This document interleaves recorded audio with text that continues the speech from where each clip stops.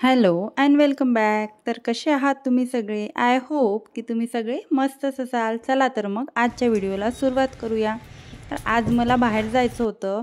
बाहेर म्हणजे मला बड्डेला जायचं होतं. माझ्या बहिणीच्या मुलीचा बड्डे होता, सेकंड बड्डे. तसा तर तिचा बड्डे झाला होता, 6 तारखेलाच तिचा बड्डे होता. पण म्हणजे तिच्या मिस्टरांना थोडं काम आलं होतं तर ऑफिसचं, तर त्यांना बाहेर जावं लागलं होतं बाहेरगावी. तर तिचा बड्डे राहिला तर त्यांनी संडेचा प्लॅन केला, पण संडेला पण त्यांचं काही जमलं नाही. तर मग काल तिचा बड्डे फायनली झाला.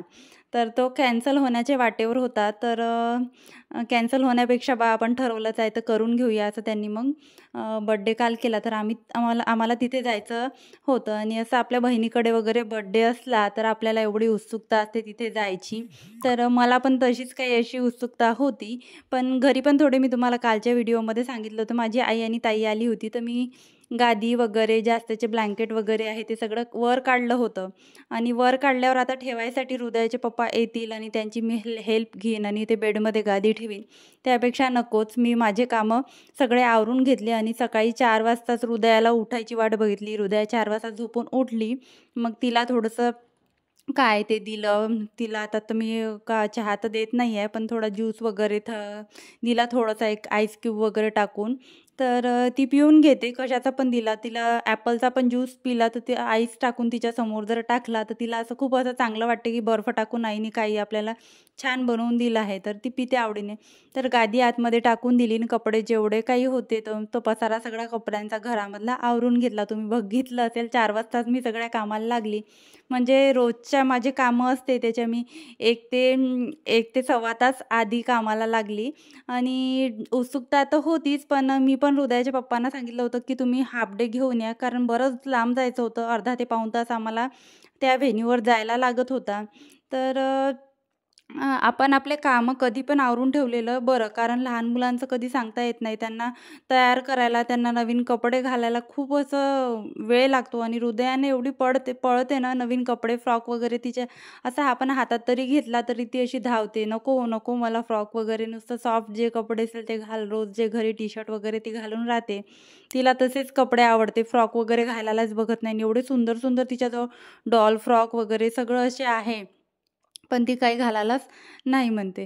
तर कपडे पण आणले, कपड्याच्या पण घड्या घालून घेतल्या आणि कामं काही जास्त नव्हते. मला फक्त अर्ध्या तासाचे कामं होते. सगळं जागच्या जागी ठेवून घेतलं. म्हटलं घरं वगैरे सगळं आपलं तेवढ्या वेळात झालं. हृदयाचे पप्पा यायच्या आधी झालं, तर बरं होईल. नाही तर ते आल्यावर त्यांनी पुन्हा सांगितलं, असं "तू मला हाल्फ डे घ्यायला लावला आणि तू काय इथे टाईमपास करते? तुझं तर काहीच झालं नाही. चल लवकर आवर." आणि घाईमुळे मग आपल्याला काहीच सुचत नाही आणि नुसती गडबड होते. तर त्याच्यामुळे म्हटलं नकोच. आपण आधीच सगळं आवरून घेऊया. आणि कुठे जर बाहेर जर जायचं असलं ना, तर कसं असते, हृदयाला थोडंसं खाऊन घरूनच न्यावं लागते. नाही तर ती खूप अशी चिडचिड करते. तिला भूक वगैरे लागून जाते आणि बाहेर ती खायलाच बघत नाही. व्यवस्थित ती खातच नाही. जसं ती घरी व्यवस्थित खाते तशी ती बाहेर खातच नाही. कॉन्सन्ट्रेटच होत नाही ती खाण्यावर. तिचं सगळं इकडे-तिकडे लक्ष असते आणि जे काही नवीन-नवीन पदार्थ दिसते ते सगळे तिला टेस्ट करायला पाहिजे असते. पण एक पण तिला असं पोटभर खायचं नसतेच काही. तर त्याच्यामुळे मला तिचा पण पोटपूजेचा विचार करायचा होता. काय बनवावं ते विचार होता. तसं तर मी आधीच तयारी करून ठेवते. असं कधीच होत नाही की माझ्याकडे मी तिच्या पेटपूजेचा विचार करत नाही. तर आज बऱ्यापैकी माझ्या बेडरूममध्ये पसारा कमी होता आणि हृदयाने सगळं हॉलमध्ये सगळ्या ज्या खुर्च्या वगैरे आहेत ते सगळं असं पसरवून ठेवलं होतं हॉलमध्ये. आणि तिची पण एक चेअर आहे आणि तिची एक गाडी आहे.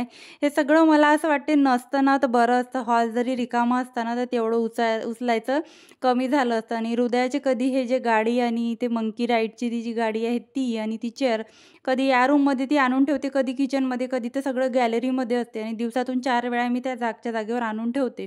आणि कसं एकदा आपण झाडतो ना तर सगळं आपल्याला सरकून वगैरे झाडलं तर बरं वाटते. नाही तर कुठे केसळ वगैरे अडकून राहते, तर कुठे कशाच्या मागे कागद वगैरे असे अडकून राहते. तर एकदा आपली सकाळची आणि संध्याकाळची अशी झाडझूड असते ती डीप असते, बाकी तर आपण झाडू मारतोच. आणि असं होतच नाही की हृदयाने इकडून झाडू मारून आल्यावर तिकडे काही कारभार करून ठेवला नसेलच, असं काहीच होत नाही. आता मी त्या रूममध्ये जर जाऊन बघेल तर तिथे सगळे खेळणे पसरलेले असेल.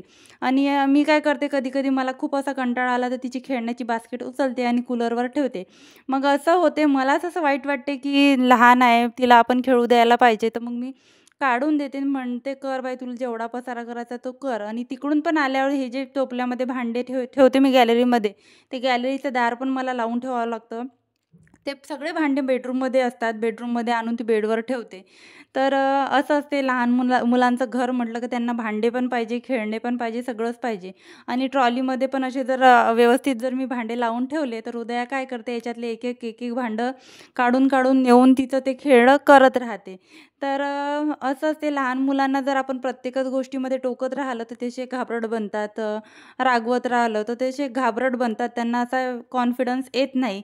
त्यांना असं वाटते की मग त्यांची अशी मेंटॅलिटी होऊन जाते पुढे जाऊन की आपण काही केलं तर आपल्याला फक्त रागवूनच भेटणार आहे, तर ते काहीच करायला बघत नाही, असे ते पुढे जाऊन त्यांची मेंटॅलिटी होते. आणि त्यांची आता ग्रोथचा फेज सुरू असतं आणि आता त्यांची ग्रोथ होत असते. त्यांच्या माइंडवर चांगले वाईट जे परिणाम आहे ते आताच होत असतात. तर मी काय करते, थोडंसं करू देते तिला तिच्या मनासारखं. होईल आता 5 वर्ष सूटच असते लहान मुलांना. 5 वर्षानंतर जे काही आहे संस्कार नावाची गोष्ट ती आपण शिकवू. आता तर तिला तिचं बालपण आपण जगू देऊया. आपण तर 5 वर्ष शाळेत पण गेलो नाही आणि आता तिला तर मला प्ले स्कूलला वगैरे टाकावं लागेल, आताच तिला शाळेत टाकावं लागेल असा विचार केला. तर मलाच असं वाटतं की आपण तर एवढ्या लेट स्कूल गेलो आणि एवढ्या लेट जे आहे सगळं शिकलो आणि आताच हृदया सगळं जे आहे हिंदी इंग्लिश दोन्ही भाषा बोलते, मराठी पण बऱ्यापैकी बोलते. तर आजकालचे मुलं जे आहे थोडे ॲडव्हान्सच आहे. तर माझी सगळी क्लिनिंग झाली, एकदम मस्त धावपळ करून मी सगळं करून घेतलं की आता मिस्टर येईल घरी नाही असं म्हणणार नाही की तू तर आवरलंच नाही, मला तर एवढ्या लवकर बोलवलं. तर असं आपण पण कधी कधी प्रिपेअर राहायला पाहिजे. कोणाचं बोलणं ऐकायच्या पहिले आपण पण सगळं व्यवस्थित करून ठेवायला पाहिजे. लोक फक्त ह्याच याच्यात राहते का आपण घरी जाऊन हिला कसं बोलायचं की तू तर आवरलंच नाही, तू कशाला हाफ डे घ्यायला लावला आणि तुझं तर झालंच नाही. आणि आपली उत्सुकता वेगळीच असते आपल्या माहेरकडच्या लोकांकडे जायची.